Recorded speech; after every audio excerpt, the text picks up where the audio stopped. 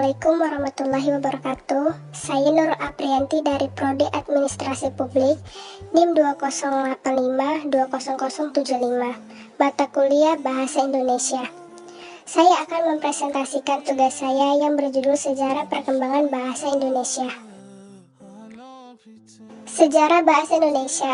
Bahasa Indonesia berasal dari bahasa Melayu, sebuah bahasa Austronesia yang digunakan di Nusantara. Bentuk bahasa sehari-hari ini sering dinamai dengan istilah Melayu pasar. Perkembangan dan pertumbuhan bahasa Melayu bisa dilihat dari beberapa peninggalan berikut, yaitu tulisan yang terdapat pada batu nisan di Minye Tugu, Aceh pada tahun 1380 Masehi. Prasasti-prasasti lain dalam bahasa Melayu juga terdapat di Jawa, yaitu Jawa Tengah, Prasasti Gandulusi tahun 832 Masehi dan Prasasti Banju Criga. Bogor, Prasasti Bogor tahun 942 Masehi.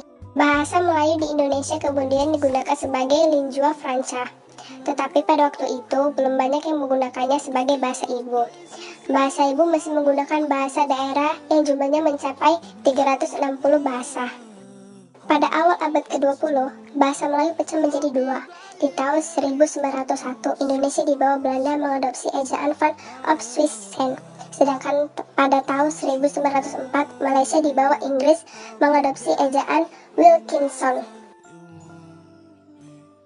Bahasa Indonesia lahir pada tanggal 28 Oktober 1928. Pada saat itu, para pemuda dari berbagai pelosok Nusantara berkumpul dalam rapat pada pemuda berikut. Kami putra dan putri Indonesia mengaku bertumpah darah yang satu, tanah air Indonesia. Kami putra dan putri Indonesia mengaku berbangsa yang satu, bangsa Indonesia. Kami putra dan putri Indonesia berjunjung tinggi bahasa persatuan bahasa Indonesia. Ikrar para pemuda ini dikenal dengan nama Sumpah Pemuda. Unsur yang ketiga dari Sumpah Pemuda merupakan pernyataan ketat bahwa bahasa Indonesia merupakan bahasa persatuan bangsa Indonesia. Pada tahun 1928, bahasa Indonesia dikokohkan kedudukannya sebagai bahasa nasional. Selanjutnya, perkembangan bahasa dan kenusantaraan Indonesia banyak dipengaruhi oleh sastrawan Minangkabau seperti Mara Rusli, Abdul Muiz, Nur Sultan Iskandar, Sultan Takbir Ali Syah Bana, Hamka, Rostam Effendi, Idrus, dan Khairil Anwar. Sastrawan tersebut banyak mengisi dan menambah perbendaharaan kata, sintaksis, maupun morfologi bahasa Indonesia. B. Fungsi bahasa, fungsi umum, fungsi khusus. Sebagai alat komunikasi sosial.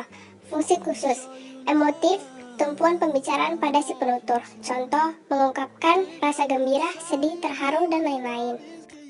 Konatif, tumpuan pembicaraan pada lawan bicara. Contoh, berbahasa dengan tujuan agar lawan tutur tidak tersinggung atau agar lawan bicara senang. Kedudukan dan fungsi bahasa Indonesia, bahasa nasional. Dalam kedudukannya sebagai bahasa nasional, bahasa Indonesia memiliki fungsi sebagai lambang kebanggaan nasional, lambang identitas nasional. Bahasa persatuan berbagai suku bangsa yang memiliki latar belakang bahasa dan budaya yang berbeda. Bahasa perhubungan antara berbagai wilayah di Nusantara. Bahasa negara.